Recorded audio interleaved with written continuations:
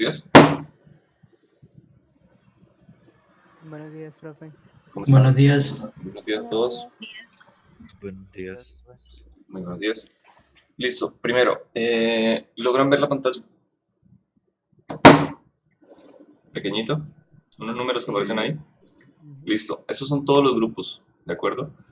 Y este es el orden. Ok, le tocó a la 1, a 5, a 3 y comenzamos con los B. Entonces, el A1, por favor. Pueden compartir pantalla de una vez. Voy, profe. Un segundito.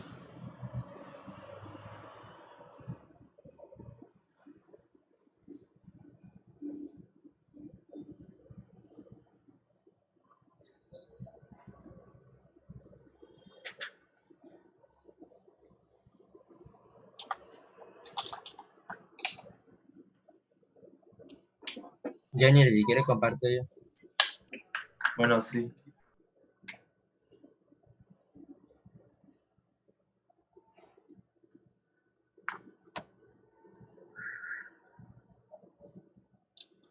Listo, muchachos.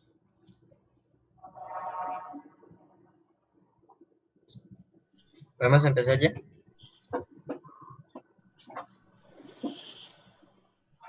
Profe. Ya le está corriendo el tiempo. Bueno, mi nombre es Jason Hernando Morocho, mis compañeros son Juan Eduardo Bermúdez y Janier Casalles. Nuestro tema principal fue de vectores. Hicimos trabajar con la desigualdad triangular, que la demostramos en un video que mi compañero ahorita les va a compartir por el chat. Y el ejercicio planteado era que desde el Ecuador se lanzaba un telescopio con un ángulo de 23.3 grados a una velocidad de 10.000 kilómetros y que se iba a tener en cuenta la gravedad de la Tierra como una constante que era igual a 10 y la del Sol a 100 metros por segundo al cuadrado. También definimos como la distancia Tierra al Sol como una variable literal d. Y esto nos piden que cuando la proyección del satélite sobre el plano de la eclíptica sea un tercio de la distancia de la Tierra al Sol, encontrar todos los vectores en términos cartesianos, que los vamos a hallar con definiciones de vectores. Aquí utilizaremos la desigualdad triangular para demostrar que dos vectores, la magnitud, la suma de dos vectores va a ser menor que la magnitud de los vectores por separado. Y también vamos a encontrar el ángulo formado por el vector Sol satélite y Tierra satélite, y por último encontrar la velocidad en X y Y del satélite. Para ello vamos a utilizar la derivada del cálculo diferencial. Entonces empecemos. Para el primer paso, definimos como nuestro telescopio va a seguir una trayectoria parabólica, de la cual va a depender de la gravedad del Sol y la de la Tierra, que la definimos como constantes e iguales a 100 y a 10, y también definimos que la proyección iba a ser de un tercio. Podemos despejar de la ecuación de X el tiempo y después reemplazarla en la ecuación de Y, lo cual nos daría la altura en términos del eje coordenado en Y. Con eso, armamos un vector como par ordenado de los datos que nos daban, que el vector proyección un tercio de D y el de Y. Y de igual manera, pues el vector proyección, que es el naranjado, el vector Tierra satélite, el vector proyección al satélite, del Sol al satélite y de la Tierra al Sol. Y como ven, el vector proyección satélite, este de acá, se define por el método del triángulo como el vector de la Tierra al satélite menos el vector de la Tierra, el vector Tierra proyección. Haciendo los respectivos cálculos tenemos este vector, igual el vector Tierra Sol, pues que definimos con la variable d, el vector Sol satélite, que es la resta entre el vector Tierra satélite y el vector Tierra Sol, y obtenemos esto. Entonces ya tenemos nuestros vectores, pues procedemos a la segunda parte, que era demostrar que la magnitud de la suma de los vectores satélite Sol más el vector proyección satélite era menor que la suma de sus magnitudes. Aplicando la definición de magnitud de un vector, que es la raíz cuadrada de la suma de los cuadrados de sus componentes, obtenemos la siguiente desigualdad, la cual podemos notar que si despreciamos esta parte y solo consideramos esta y esta, podemos notar que son iguales porque tendríamos 2 veces esto, bueno, tendríamos el valor absoluto, pero como son magnitudes, son positivas, las podemos sacar de nuestro valor absoluto igual abajo, lo que nos daría una igualdad, lo que sí cumple no teniendo en cuenta esta parte. Haciendo cálculos también se demostraría. La tercera parte es encontrar el ángulo formado por el vector Sol satélite y Tierra satélite. Para ello utilizamos la definición de producto punto. Despejamos el ángulo como el producto punto entre ellos por el producto de sus magnitudes. Hacemos los respectivos cálculos en términos de la variable literal d, que era la distancia de la Tierra al Sol. Luego aplicamos coseno inversa y nuestro teta está dado por esto. Haciendo los cálculos es un ángulo no tan grande. Y pasamos al último punto, que son hallar las velocidades en términos de velocidad en X y velocidad en Y. Para ello derivamos nuestra posición con respecto al tiempo, de lo cual tenemos esta ecuación, que de la cual depende, tenemos como incógnita el tiempo, pero que la hallamos al inicio como d sobre 3 por 10.000 por coseno 23.3, cual nos da que la velocidad en y es esta, y lo cual es una velocidad bastante grande. En cambio, la velocidad en x es constante porque depende linealmente del tiempo, lo cual nos dice que la velocidad en x siempre es constante y la velocidad en y, bueno, la posición depende cuadráticamente de la velocidad, lo que quiere decir que la velocidad linealmente es lineal. Y pues ese sería todo el ejercicio. Listo, muy bien. ¿Preguntas de algún grupo? ¿Voluntarios? A mí me quedó una duda. ¿Qué grupo? El 2. Pero pues igual no es una duda así súper. En la parte de la desigualdad, ¿puedo volver a ponerlo, por favor? Dijo grupo A2, ¿cierto? Sí, señor. Desigualdad. Está por acá. Aquí. Ahí usted, o sea, en la parte. Eso solo es un solo término, ¿cierto? El de arriba y el de abajo. No, en el de abajo, en el de abajo. No, el de Viene abajo también. El de abajo, eso. O sea, esta es la magnitud de este vector. y el de abajo es la del otro, ¿cierto? Y esta, sí, correcto. Pues usted menciona que esos terminan siendo iguales, pero pues, o sea, si mal no estoy, pues la parte de la raíz, pues sí son iguales, pero al sumar lo otro, pues ya no terminan siendo una igualdad, ¿no? Usted mencionó que a excepción del término 4 sobre medio al cuadrado se termina una igualdad. Sí, no considera esta parte, considere como si esto fuera cero. Claro que si consideramos esto cero, también involucra que esto sea cero, pues todo sería cero. Pero no consideremos esta parte, sino solo esta y el resto. De aquí, obtener la raíz cuadrada, tendríamos 2 veces la raíz cuadrada de esto, pero como es un valor, bueno, tendríamos el valor absoluto de esto, pero como es una magnitud positiva, tendríamos solo esto multiplicado por 2, por la raíz cuadrada de 4. De igual manera aquí obtendríamos el valor absoluto de esto, lo cual tendríamos esto mismo, que se le suma al mismo porque tendríamos la magnitud de este, que solo tiene una componente ya que la otra componente es 0, y obtendríamos una igualdad sin considerar esto. Y pues, haciendo los cálculos, también este sigue siendo mayor que este. Ok, listo, muchas gracias. Vale. ¿Otro grupo?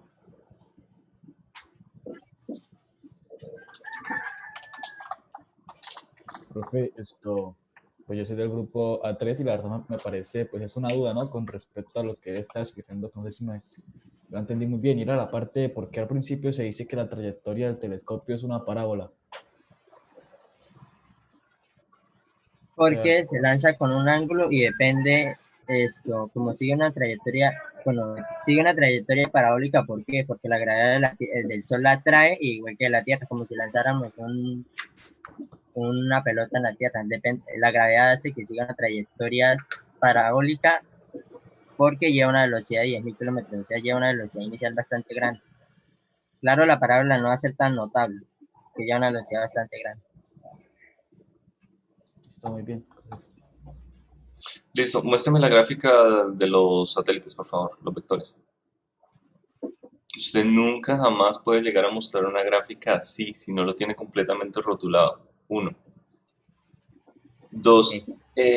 Muéstrele a su compañero la parte de abajo, cuando el que le hizo la primera pregunta de la desigualdad. O sea, usted está eliminando un término a ambos lados de la igualdad para poder factorizar un término que está dentro de una raíz, ¿sí? De la desigualdad. Eso es lo que está haciendo. Está en suma, ¿no? No, pero solo era para mostrar ahí considerando, solo, Por eso, o sea, para poder no solo factorizar el término de la raíz y poder sacar la raíz sí. de... Sí, eso fue lo que hizo, eliminó el 4 novenos de d cuadrado.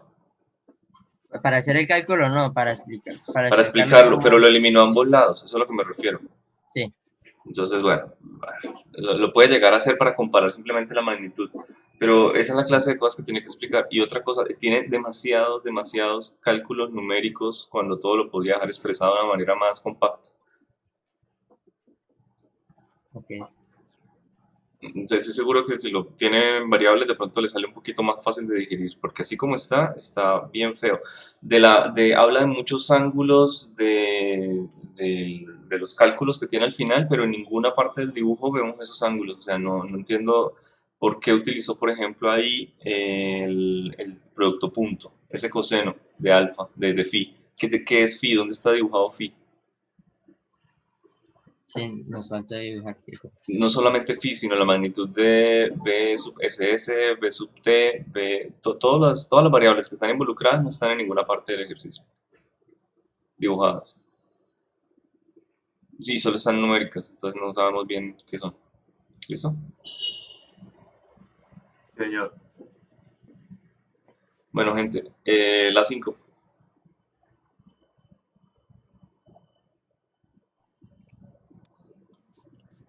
Listo, sí, señor.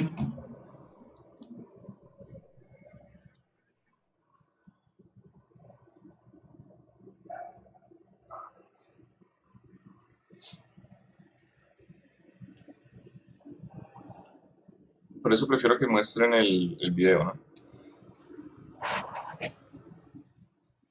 Ahí queda peor el video. Falta.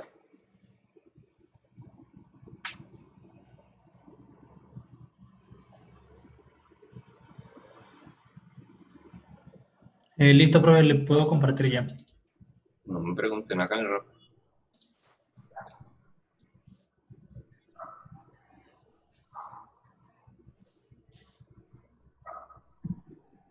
Listo, sí se ve. Listo. Listo. Listo. Va a hablar mi compañero Cristian Rogele, del grupo A5.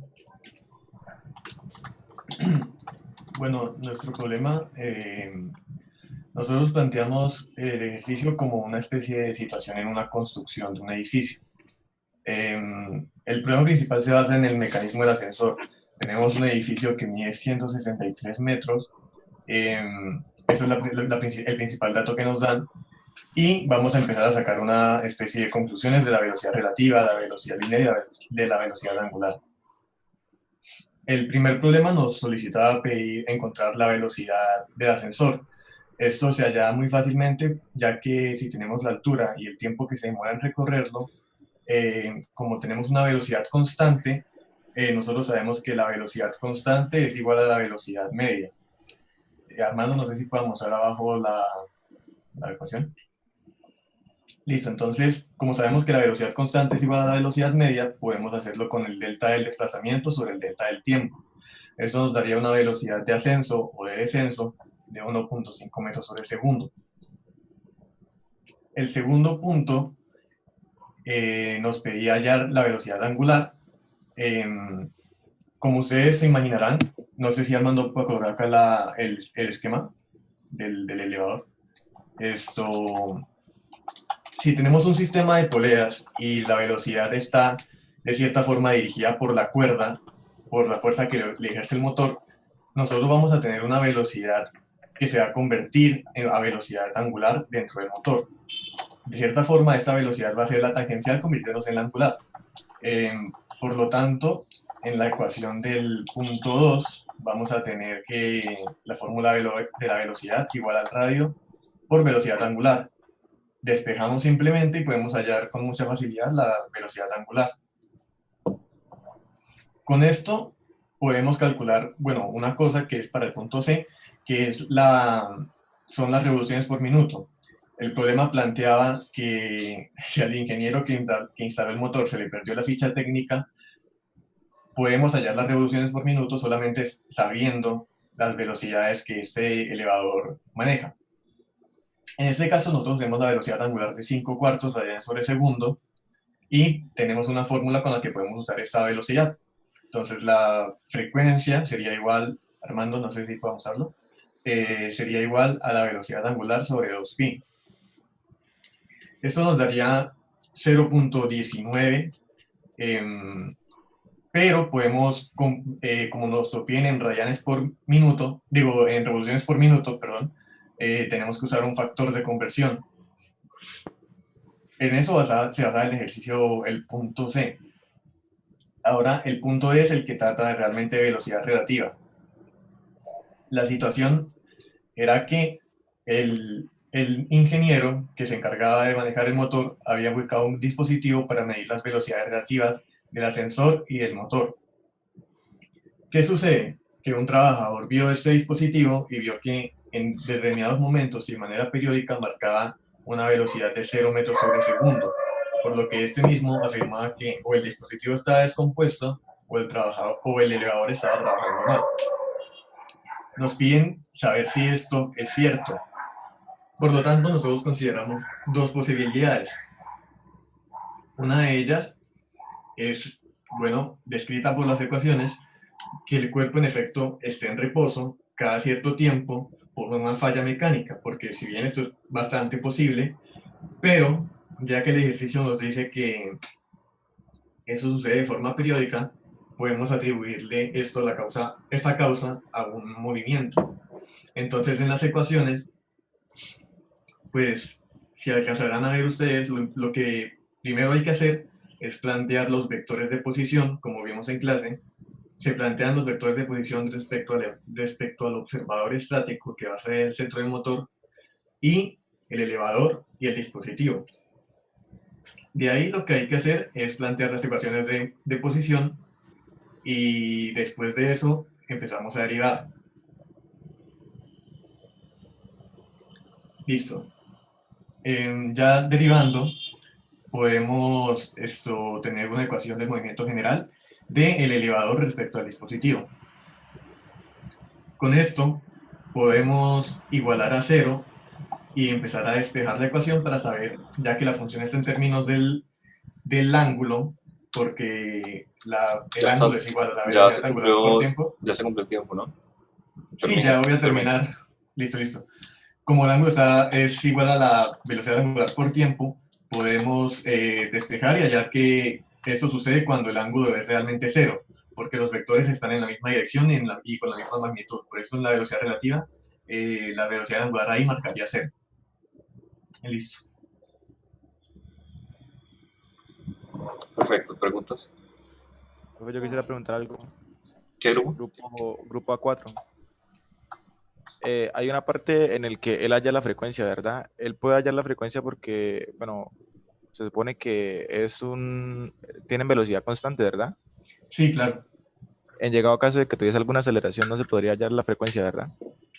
La frecuencia, pues marcaría diferente, claramente, porque si hay aceleración, vamos a tener más vueltas en ese periodo de tiempo.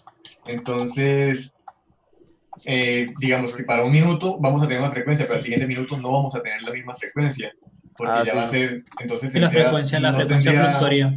No tendría Sí, sentido, eso, no tendría sentido calcular una frecuencia si no va a ser algo fijo, ¿sí me explico? Si lo marcas en un minuto, pues al siguiente minuto no van a hacer las mismas revoluciones, no sé si me hago entender. Sí, claro, por eso es que usted dijo al comienzo que era con velocidad constante y era igual a la velocidad media. Creo que Claro, porque si no, no hubiera dado. Sí, claro, es que, o sea, muchas cosas del ejercicio se vertebran sobre el hecho de que la velocidad sea constante, porque de otra forma no se hubiesen podido calcular ciertas cosas.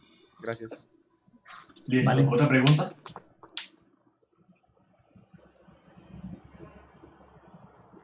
¿No? Listo. ¿Ninguna pregunta? Profe, pues respecto a las unidades que trabajan en la frecuencia. ¿Qué grupo? Grupo 2. Ya preguntaron. No, pero las... Ah, ok. Yo tengo una pregunta, profe. Bueno, hágala. ¿Cuál? ¿Qué grupo? Del grupo B2. Listo. En ese caso, la velocidad es constante, pues por la fuerza que ejerce el motor y por ende como que la gravedad no afecta en el movimiento del ascensor, ¿cierto? No, acá no estamos considerando la gravedad ni ninguna fuerza externa, solamente estamos considerando que el motor es capaz de darle esa velocidad constante. Y como el motor gira, es decir, como el movimiento del motor es circular uniforme, y la velocidad con la que sube el elevador es proporcional a la rotación del motor, entonces ambos movimientos son con velocidad constante. En condiciones físicas normales sí es cierto eso que usted dice, que la gravedad estaría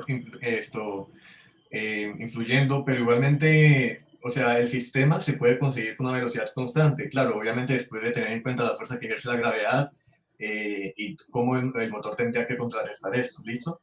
Pero como ahora no nos estamos concentrando en fuerza, sino más bien solamente velocidades, y esto es una velocidad, pues ese planteamiento es posible, la gravedad realmente no importa.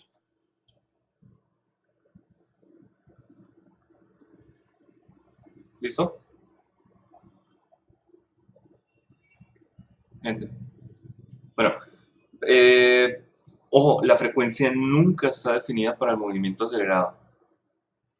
¿Listo? Nosotros no tenemos ahí frecuencia porque tenemos un movimiento acelerado. O sea, en el caso de que tuviéramos esa aceleración, no podemos hablar de frecuencia.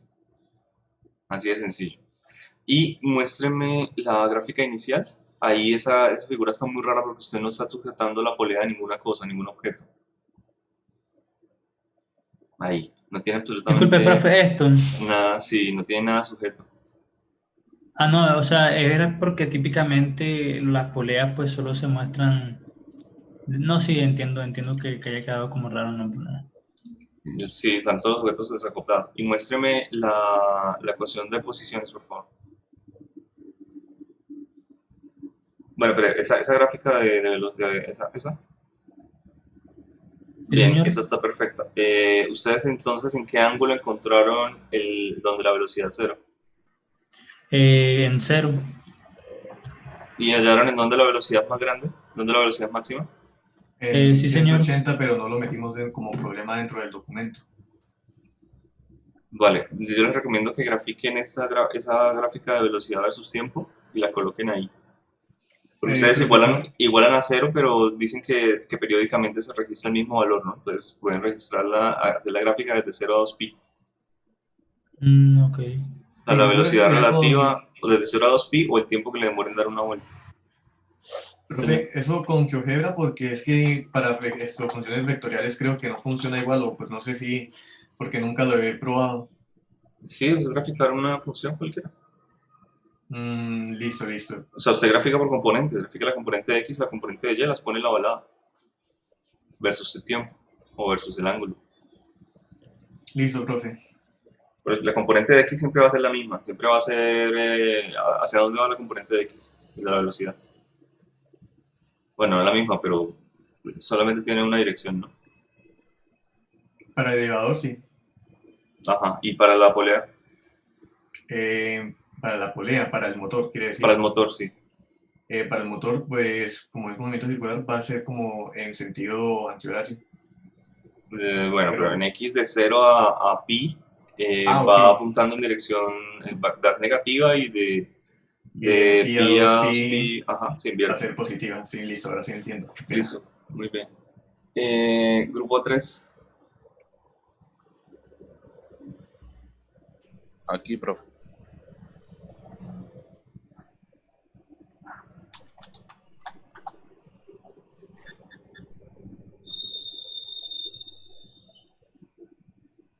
Ahí ya se está viendo.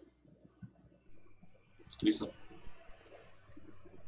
Bueno, el problema es un problema de lanzamiento parabólico y en pocas palabras de todo lo que dice acá es que en una mina hay una piedra que está estorbando, entonces se va a hacer explotar y la carga explosiva se va a colocar a 2 metros de altura con respecto al suelo. Entonces, ¿qué va a pasar? Cuando la dinamita explote, lo que va a hacer es que va a lanzar piedras en todos los ángulos, pero a nosotros solamente nos interesa uno. ¿Cuál? El que nos dé el mayor alcance. ¿Por qué necesitamos ese ángulo? Porque van a haber unos equipos, va a haber una vía que está en construcción y se necesita saber cuánto tienen que desplazarse los equipos y si esa vía que están construyendo va a ser afectada por los proyectiles. Entonces aquí tenemos una gráfica de lo que va a ser el movimiento de los proyectiles. Y la estrategia que vamos a seguir es la siguiente.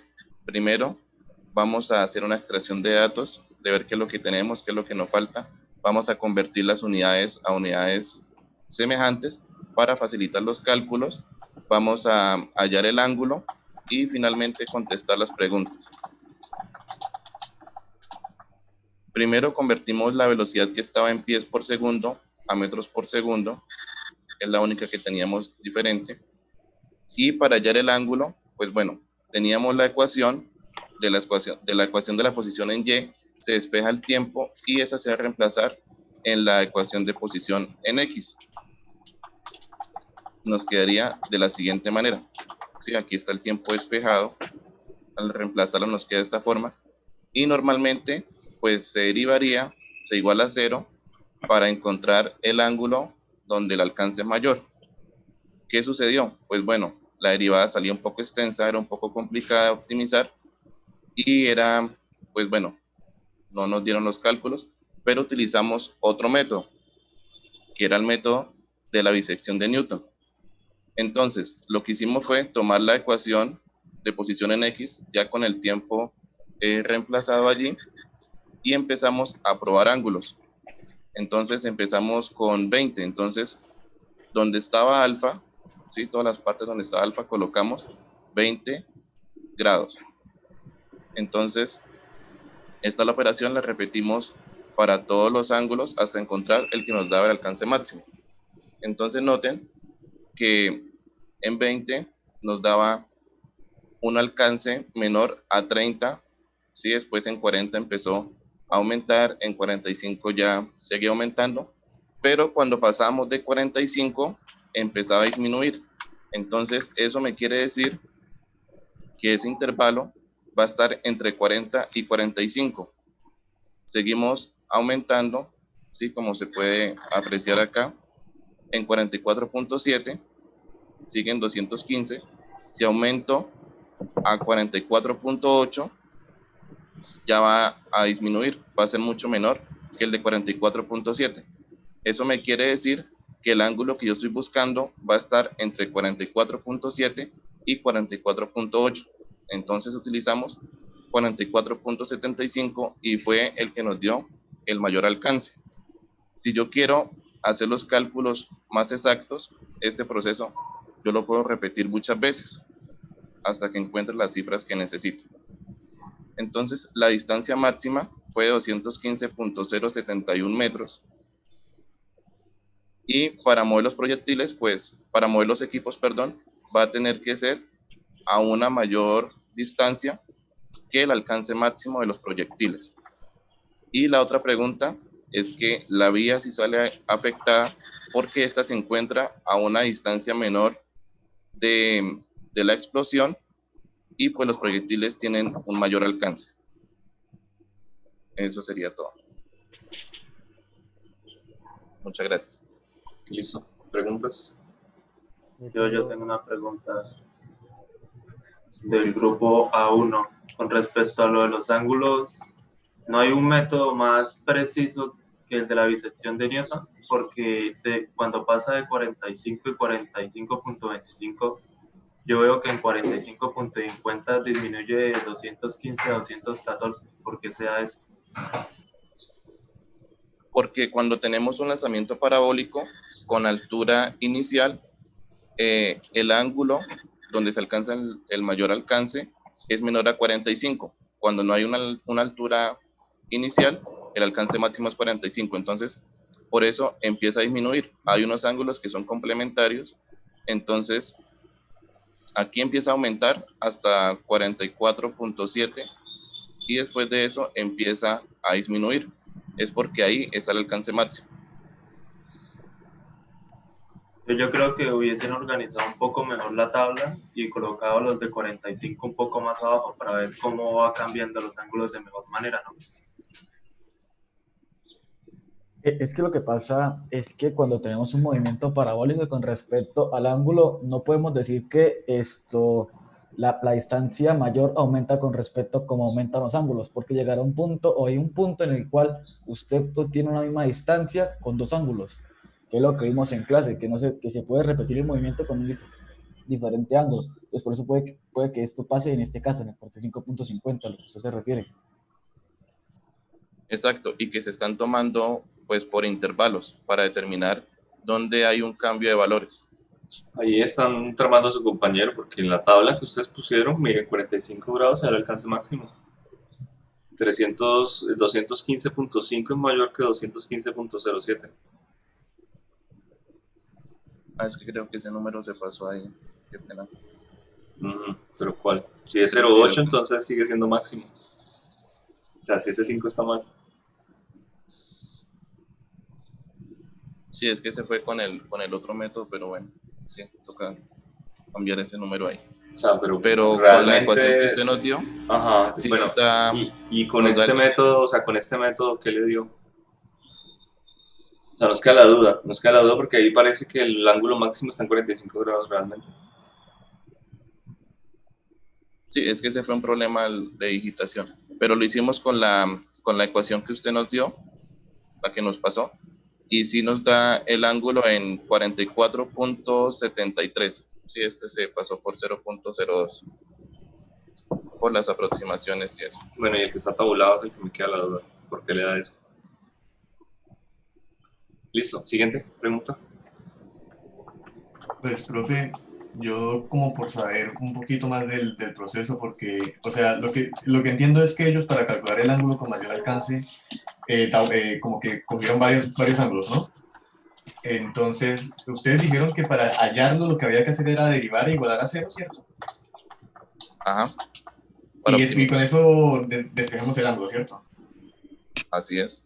Listo, no, es que quería saber el proceso porque no me acordaba. Muchas gracias. Sí, ese proceso tiene un nombre y se llama optimizar, que es lo que se busca es derivar esto con respecto, la distancia con respecto al ángulo para hallar el punto en el cual hay un máximo. Listo. Eso en el video toca cambiarlo, pero me toca mostrarles otro, miremos otro método de optimizar eso. ¿Cómo así, profe? O sea, ese método de discepción es lo más inicial posible, entonces toca hacer uno diferente, uno que funcione bien. Profe, yo también tengo una pregunta. Señor.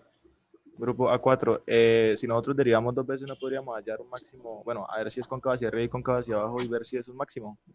¿No ayudaría en algo o complicaría más las cosas? Me halla el punto donde tiene la altura máxima, no mucho. Me halla la concavidad de la parábola si deriva dos veces. Listo. Y cuando nosotros tenemos la ecuación de H, ¿qué significa? O sea, gráficamente. H se supone que es la altura, ¿no? Pero gráficamente, ¿qué es? La altura inicial. Muestre su gráfica de lanzamiento. En el plano cartesiano sería ahí como no tiene altura inicial. Esto sería la altura inicial. Ahí no tiene altura inicial. En el de abajo. Y tampoco está marcada la altura inicial en la gráfica. Es que ese era para describir el movimiento. Bueno, pues ahí tiene que ajustarle que tenga velocidad inicial, tenga altura inicial. Y la del movimiento tampoco tiene, ahí no se sabe cuánto es el dato de la altura inicial ni de la velocidad inicial, o sea, tienen que estar en la gráfica. ¿Listo? Profe, yo tengo una pregunta. Ahí se podría hablar de aceleración normal o aceleración si tangencial. quieren, déjenlas para la siguiente. Y no. Bueno, si tangente a la trayectoria, hay aceleración. La gravedad, pero siempre está cambiando con la trayectoria. El único punto donde es perpendicular completamente es cuando estamos en la altura máxima, y tangencial nunca lo va a hacer a menos que tengamos caída libre. ¿Cómo así, profe, que nunca? O sea, la aceleración siempre apunta hacia abajo. Por la gravedad, claro. Claro, entonces no vamos a tener aceleración tangencial. Pero, profe, si el movimiento fue originado por una explosión, ¿eso no le daría una aceleración al objeto? Sí, al inicio del movimiento, y es la parte que uno nunca modela, y ellos no modelaron tampoco. Ok, después como que se queda como si no se lo hubiera... listo, eso es lo que usted explica una vez, que cuando cede la fuerza, ya se deja de considerar la aceleración, ¿listo? Si es que son fuerzas que actúan en muy corto tiempo, entonces listo. toca modelarlo numéricamente. Los restos usted no lo puede trabajar. Listo. Gracias. Siguiente grupo. El B4. Nosotros, profe. Ya comparto. Y sigue la 2.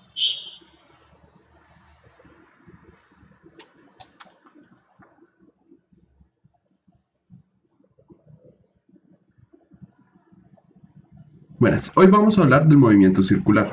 Este ejercicio está hecho por Yojaira Melisa, Arisa Villamizar y Anker Giovanni Martínez Torres y David Santiago Caldera Rivera del grupo A1B. Entonces, como ejercicio te hemos planteado que en la cuenca de los Llanos Orientales se encuentra Campo Rubiales, uno de los campos petroleros de mayor producción en el país, siendo la cuenca de los Llanos Orientales una de las zonas con mayores reservas de crudo pesado. En esta importante zona, Ecopetrol planea perforar un nuevo pozo exploratorio con el fin de incrementar la extracción de crudo en el campo. Para llevar a cabo la perforación inicial, se tiene una broca de dientes de diamante con un radio R de 12,25 pulgadas en un taladro que parte del reposo y al cabo de 3 minutos de aceleración angular constante adquiere una rapidez angular de 60 revoluciones por minuto. Entonces, lo que vamos a calcular en este ejercicio es la aceleración angular, la velocidad lineal a los 3 minutos, la aceleración normal en el punto a cabo de los 3 minutos, la aceleración tangencial, la posición angular con la que gira el taladro, durante este periodo hasta los 3 minutos y su aceleración total. Entonces, para ello tenemos esta parte de la broca con su respectivo radio de 12.25. Hacemos conversión de unidades. Estas 60 revoluciones por minuto, haciendo su conversión, pasa a ser 2 pi radianes sobre segundo. Las 12.25 pulgadas, con su conversión a metros, serían 0,3111 metros y los 3 minutos pasados a segundo daría 180 segundos. Entonces, primero vamos a calcular la aceleración angular del taladro. Sabemos que la aceleración angular del taladro es la variación de la rapidez angular con respecto al tiempo. Entonces, ya sabiendo esto, tenemos que los datos de rapidez angular final menos rapidez angular inicial sobre delta de tiempo nos terminaría dando los 2 pi radianes sobre segundo sobre 280 segundos y ya obtendríamos la aceleración angular, que sería pi sobre 90 radianes sobre segundo al cuadrado. Ahora, vamos a determinar la velocidad lineal en un punto de la periferia de la broca a los 3 minutos. Como tal, nosotros sabemos que la velocidad lineal o velocidad tangencial tiene como fórmula el radio multiplicado por lo que es la rapidez angular. Entonces, calculando que la rapidez angular en el punto a los 3 minutos es de 2 pi radianes sobre segundo o 1 sobre segundo, multiplicado con el radio, terminaría dándonos 1,954 metros sobre segundo. Ahora, determinamos la aceleración normal. Viene dada por la velocidad lineal al cuadrado sobre el radio, que terminaría siendo el radio multiplicado por la rapidez angular al cuadrado.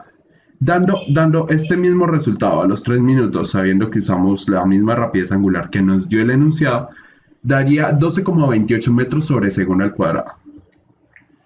Ahora, procedemos a la aceleración tangencial. La aceleración tangencial se mantiene constante durante todo el proceso. Y esta se calcula el radio multiplicado por la aceleración angular. La aceleración angular ya se había calculado, que era pi sobre 90. Esta se multiplica por el radio que ya teníamos y como tal nos da 0,01085 metros sobre segundo al cuadrado. La posición angular en radianes con la que gira el taladro durante este periodo viene dada por lo siguiente. Sabemos que la velocidad angular es la variación de la posición con respecto al tiempo. Esta se integra y con ello hallamos lo que es la fórmula o la ecuación de posición. La velocidad inicial multiplicada por el delta de tiempo más la aceleración angular multiplicada por el delta de tiempo al cuadrado, esto dividido sobre 2. Se reemplazan los datos aquí en la ecuación y como final nos terminaría dando 180 pi radianes. Ahora, como última parte de nuestro ejercicio, vamos a hallar la aceleración total al cabo de los 3 minutos. Sabemos que la aceleración total al cabo de los 3 minutos es igual a la aceleración tangencial más la aceleración normal. esta viene dada en su forma vectorial como la aceleración tangencial multiplicada por el vector unitario más 12,28 multiplicada por el vector unitario, que sería metros sobre segundo al cuadrado. Si queremos calcular magnitudes, sería la raíz de la aceleración tangencial al cuadrado más la aceleración normal al cuadrado. Esto dándonos como resultado 12,28 metros sobre segundo al cuadrado. Con esto concluiríamos el planteamiento del ejercicio con su respectiva solución. ¿Preguntas?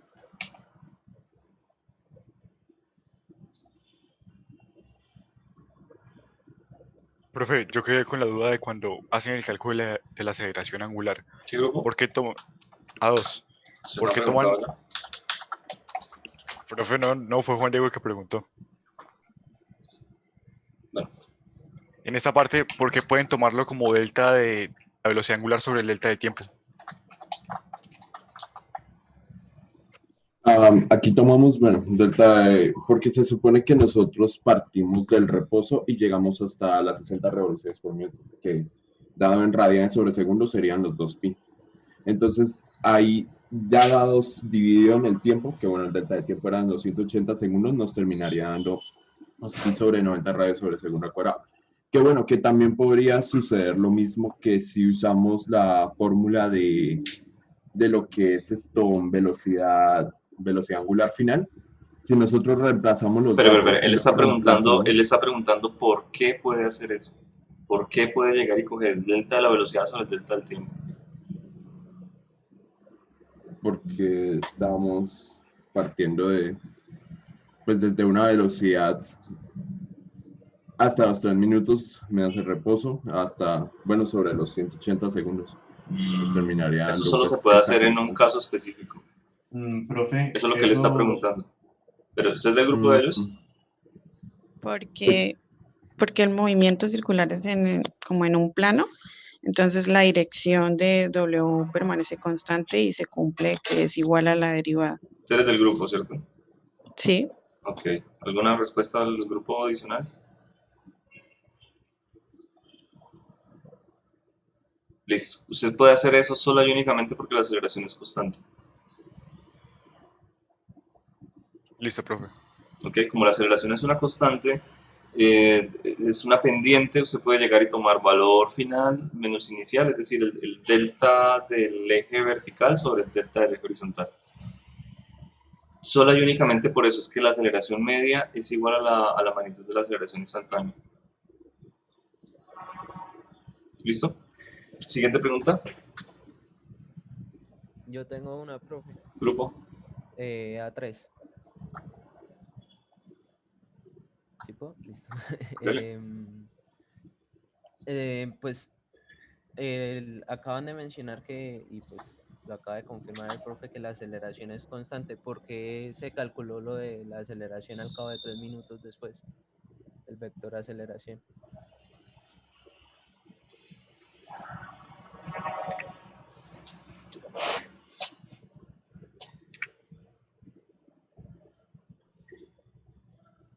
Es que al comienzo, o sea, en el enunciado nos presentan es la velocidad angular. Entonces, se quiere, pues sí, determinar como pasado esos 3 minutos, qué aceleración tiene pues el taladro. Sí, lo que nos dan inicialmente es la velocidad angular. Y pues si quisiéramos tomar de otros intervalos, seguiría siendo la misma aceleración porque no nos lo dice, porque es constante a partir de ese punto. Y teniendo en cuenta que se desprecian pues otros factores como los fluidos que están dentro de la explotación y el peso y pues diferentes cosas. Sí, es como despreciando muchas variables involucradas, que esa aceleración es constante. Muéstreme las ecuaciones de aceleración tangencial normal, por favor.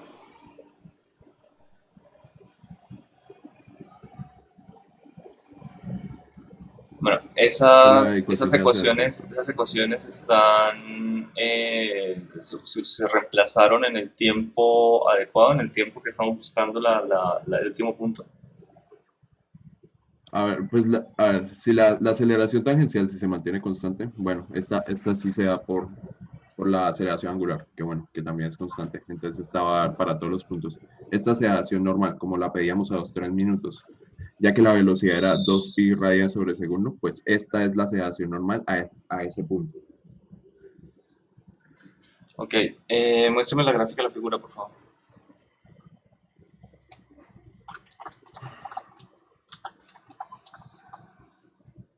La gráfica del ejercicio. Sí. La de la broca. Sí. Ajá, ahí, es decir, usted está hablando de aceleración tangencial, de aceleración normal, está hablando de un tiempo, ¿a qué ángulo le corresponde ese tiempo? ¿Por qué no está dibujado? O sea, ese puede ser su dibujo inicial, pero al final usted tiene que colocar todo lo que calculó en una hoja de resumen que yo diga, ah, ok, eso fue lo que se hizo, y ahora sí me puedo volver a ver si entiendo. Lo ideal sería que usted fuera completando la gráfica en cada paso, pero pues si no, al menos colóquela al final. Porque usted calcula, por ejemplo, la aceleración tangencial, la aceleración normal, ¿para qué punto le corresponde? O sea, ¿dónde lo grafico? Esa es mi pregunta. ¿En qué tiempo, en qué parte de la rotación estoy? No sé si lo sabe exactamente cuánto tiempo que le dio. ¿Cuántos segundos? 180 segundos. Vale, en 180 segundos, ¿en qué posición angular está? No lo puse.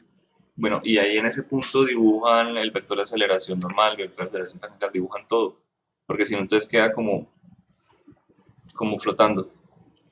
Ok. Listo, ok. bueno, muy bien. Sí, ojo, ellos dicen ahí que la aceleración tangencial es constante, por lo tanto sí pueden llegar y hallarlo, es decir, si hicieran la gráfica de aceleración versus tiempo, podrían llegar a calcular la pendiente, ¿no? Pues por eso es que lo logran hacer en la parte donde simplemente toman el delta de omega sobre delta de t. Sí. Listo. ¿Y la aceleración normal? Sí, la aceleración normal nunca es constante, la aceleración normal va cambiando con respecto al tiempo, tiene que crecer, porque si no crece, esto no es un movimiento circular, sino que es un movimiento tipo espiral, porque está creciendo la velocidad lineal. Entonces, si la velocidad lineal crece, tiene que crecer la aceleración normal. Listo, mañana continuamos. Profe, una cosa antes de que termine. Profe, pero ¿por qué crece la velocidad lineal? ¿Perdón? Pregúntale a ellos. No, ya olvídalo, ya me di cuenta de la pregunta. ¿Profe? Bueno, está bien. No, mentiras, crece la velocidad lineal, ojo, crece la velocidad lineal porque es la derivada de la... Perdón, la aceleración tangencial es la derivada de la velocidad lineal con respecto al tiempo. Entonces, si la aceleración tangencial es constante, como ellos la tienen, pues usted va a tener un cambio de la velocidad lineal, va a estar creciendo. Listo. ¿Ok? Profesor. Recuerden que la velocidad, un segundito, la velocidad, bueno, es siempre tangente a la trayectoria y esa velocidad va en línea con una aceleración que es la aceleración tangencial. Pero la velocidad no le decimos tangencial porque pues, siempre es tangencial. Listo, si tenemos aceleración tangencial y en este caso la tenemos y constante, pues la velocidad no le queda otra sino crecer en esa dirección. Cuénteme, oiga, esto posiblemente haya que mandar algunos para el día sábado, ¿no? Al menos una horita, señor. Y hay grupos que no han hecho preguntas y eso también está en la calificación. Creo que el grupo B1, por ejemplo, no tiene ninguna pregunta el día de hoy. El grupo B5 creo que tampoco. El A3 creo que tampoco. Ah, no, el A3 ya hizo una pregunta, al menos. Entonces, les falta preguntas para su calificación. Señor. Hicimos dos. ¿El A3 en dónde? Ahorita hizo una. Sí, en el de vectores. Ah, en el grupo A1, sí. Perdón. Sí. Hay algunos que faltan, otros que no. Aquí lo estoy anotando. Profesor. Señor, cuéntame. Ahora sí puedo. Una cosa, cuando hay aceleración angular, nosotros habíamos visto incluso en una gráfica que crecía la aceleración normal, ¿cierto? Esto, por ejemplo, en un motor implicaría que hay un límite en el que el motor puede tener una aceleración porque si no se rompería o algo así. Claro. ¿O qué significa esa aceleración normal? Sí. O sea, si usted tiene una aceleración normal muy grande, el motor no tiene la suficiente cohesión. Lo mismo que si usted tiene una cuerda o algo así, la hace rotar, eventualmente la fuerza de contacto entre los puntos de la cuerda no es capaz de proporcionar esa aceleración y entonces se rompe. Y nosotros podemos calcular cuál es la máxima aceleración angular para que Claro, esto porque suceda. los objetos tienen, los materiales y los objetos usted lo puede modelar, lo puede calcular, lo puede revisar en una tabla. Resistencia a fuerzas de compresión y de ¿cómo se llama? ¿Cómo es la otra? Listo, Estiramiento, bueno, la fuerza opuesta a la compresión. listo. Hay otro tipo de fuerzas, cizalladura, por ejemplo, no sé si la conocen. ¿La qué? ¿La fuerza dura? Cizalladura. Ah, no, ni idea. Coja una hoja de papel y hágale una fuerza en puntos diferentes a lo largo de la hoja de papel. Una mano hacia abajo, una mano hacia arriba. ¿De acuerdo? Como si usted intentara Pero no hay tantos romperla. casos. Entonces eso es una fuerza tipo cizalladura. En dos puntos diferentes, fuerzas perpendiculares. Listo. Bueno, listo. Los dejo para el otro grupo. Gracias por venir. Profe, gracias. Hasta luego. No les fue tan mal, entonces estaban asustados. Profe, Ojo, les dejé que entrega todos? les dejé que el que quisieran presentar, señor. ¿Cuándo se entrega todo? El domingo. Listo. Más a la Seguimos medianoche. Ni asustados. siquiera he cuadrado la sección de entrega para que entreguen todo, señor. Bueno, ¿algo más? Listo, gente. Gracias por venir. Los dejo. Hasta luego, profe. Chao, que estén muy bien. Gracias, profe.